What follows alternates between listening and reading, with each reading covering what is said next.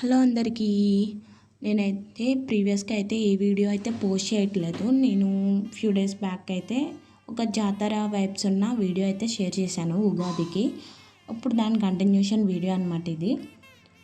ఏంటంటే 5 డేస్ ఉగాది జరుగుతుంది కదా. 5 డేస్ ఉగాది జరిగిన దాంట్లో ఫస్ట్ డే అనేది సెలవుడి పానకాలు మా వీధి నుండి మేము వేసుకున్నాం.